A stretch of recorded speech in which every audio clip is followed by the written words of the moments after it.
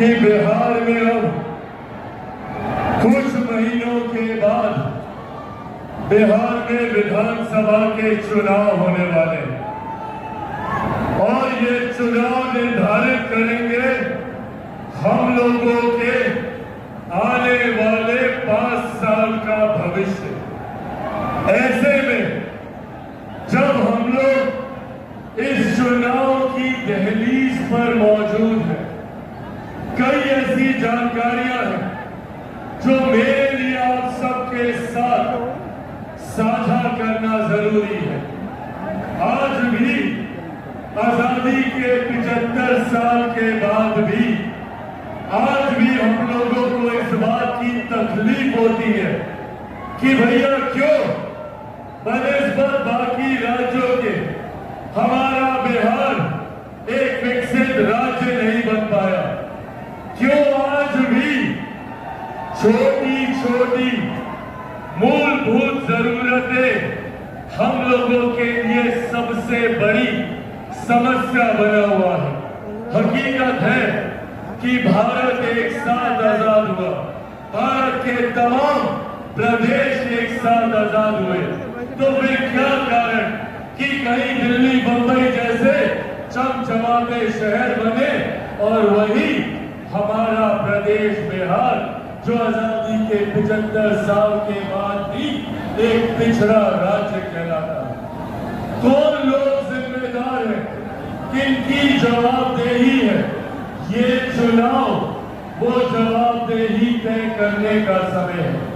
ये चुनाव वो जिम्मेदारी को स्थापित करने का समय है और उन लोगों को जिन लोगों ने बिहार को आजादी के 75 सालों के बाद भी बिहार को पिछड़ा बनाए रखा, उन लोगों को जवाबदेह करने का समय है।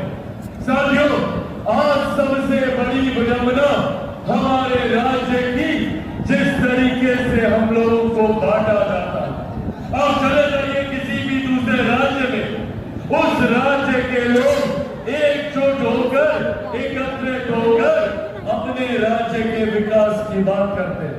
पर दिक्कत ये कि हमारे राज्य में कई ऐसे राजनीतिक दल और कई ऐसे राजनेता हैं जो हमें सिर्फ जात पात धर्म मजहब में बांटने की राजनीति करते हैं।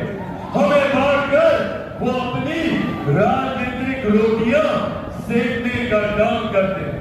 बिहार की एक पुरानी पार्टी जिसको लंबे समय तक 15 साल तक मौका दिया बिहार की सत्ता में काबिज होने का, बिहार की जनता ने लगातार 15 साल तक राष्ट्रीय जनता दल उनके नेताओं पर विश्वास किया, पर बदले में उन्होंने क्या किया? बदले में हमें सिर्फ जात पात धर्म मजहब में बांटने का काम किया। वो बांटते गए, हम बंटते गए, घर बर्बाद होते गए। आज कितने गर्व से वो हमें जातीयता और सांप्रदायिकता में बांटकर अपनी राजनीतिक रोटी सेकने का काम करते हैं। क्या कहते हैं राष्ट्रीय जनता दल वाले कि हमारा MY समीकरण है। क्या है भैया MY समीकरण? सांप्रदायिकता और जातीयता में प्रदेश को बांटने के नाम को इन्होंने MY समीकरण कहने का काम किया। साथियों, अगर इनका MY समीकरण है तो हम लोगों का भी MY समीकरण है, पर हमारे MY समीकरण में M से महिलाएं हैं और Y से युवा है। ये हमारी ताकत है। युवा जो देश की सबसे बड़ी आबादी है और महिला जो देश ही नहीं दुनिया की आधी आबादी है। साथियों, इसकी सोच के साथ बिहार बस बिहारी बस आगे बढ़ने का काम कर रहा है।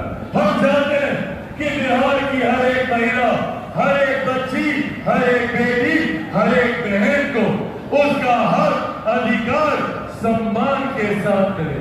बिहार बस बिहारी बस चाहता है कि मेरे प्रदेश के युवाओं को शिक्षा के लिए, रोजगार के लिए बिहार छोड़कर बिहार से बाहर को बेहतर शिक्षा, बेहतर रोजगार अपने ही राज्य में मिले, अपने ही जिले में मिले, अपने ही प्रखंड, अपनी ही पंचायत, अपने ही गांव में मिले, इस सोच के साथ बिहार पर और बिहारी पर आगे बढ़ने का काम कर रहा है। पर इन लोगों ने, पर इन विपक्षी दलों ने हम लोगों को एकजुट होता देख साम दाम दंड भेद पूरी ताकत आजमा दी कि किस तरीके से पुनः हम लोगों को बांटा जाए। बात बात पर हम लोगों को डराने का काम किया, बात बात पर हम लोगों के बीच डर और भय का माहौल उत्पन्न कर हम लोगों से वोट लेने का प्रयास ये राजनीतिक दल करते रहे। आज जब मैं गया जी की धरती पर यहाँ पर मौजूद हूँ, याद कीजिए वो लोकसभा का चुनाव, क्या कहते थे ये विपक्ष के दल नेता, ये राष्ट्रीय जनता दल कांग्रेस वाले, किस तरीके से लोकसभा के चुनाव में हम लोग को डराने का काम करते थे। कहते थे कि भैया अगर केंद्र में तीसरी बार एनडीए की सरकार आ जाएगी तो आरक्षण समाप्त कर दिया जाएगा, लोकतंत्र की हत्या कर दी जाएगी, संविधान समाप्त कर दिया जाएगा। आज एक साल से ज्यादा हो गया हम लोग की केंद्र की सरकार को, बताइए किसका आरक्षण छीना गया, कहां का लोकतंत्र खत्म हुआ, या किसका किस देश का संविधान समाप्त कर दिया गया। साथियों, जिस गठबंधन में हमारे नेता आदरणीय रामविलास पासवान जी के विचार हो, जिस गठबंधन में लोक जनशक्ति पार्टी रामविलास शामिल हो, आज आप लोगों के सामने गया जी की इस पावन धरती से आप लोगों के सामने ये वादा आप लोगों से करके जाता हूं कि जब तक चिराग पासवान जिंदा है, न आरक्षण को कोई खतरा है, न संविधान को कोई खतरा। पर हाँ, घरों से ऐसे राजद कांग्रेस के नेताओं से जो बात बात पर हम लोगों को बांटकर अपनी राजनीतिक लाभ उठाने का प्रयास करते हैं। साथियों, आज जब बिहार पर बिहारी पर महिलाओं के सम्मान की बात करता है, बुजुर्गों के सम्मान की बात करता है, युवाओं के हक की बात करता है, किसानों की बात करता है, मजदूरों की बात करता है, तो इन लोगों को बिहार पर बिहारी फौज को समाप्त करने की साजिश रचने का काम करते हैं। ये लोग नहीं चाहते कि चिराग पासवान एक सांस में 14 करोड़ बिहारियों की बात करे। ये लोग नहीं चाहते कि चिराग पासवान बिहार को फंस और बिहारियों को फंस बनाने का काम करे। और उसके लिए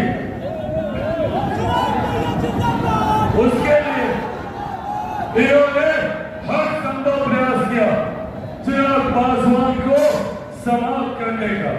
पहले इन लोगों को लगा कि अगर चिराग पासवान को, इसकी पार्टी को तोड़ देंगे तो चिराग पासवान समाप्त हो जाएगा। नहीं समाप्त हुआ चिराग पासवान।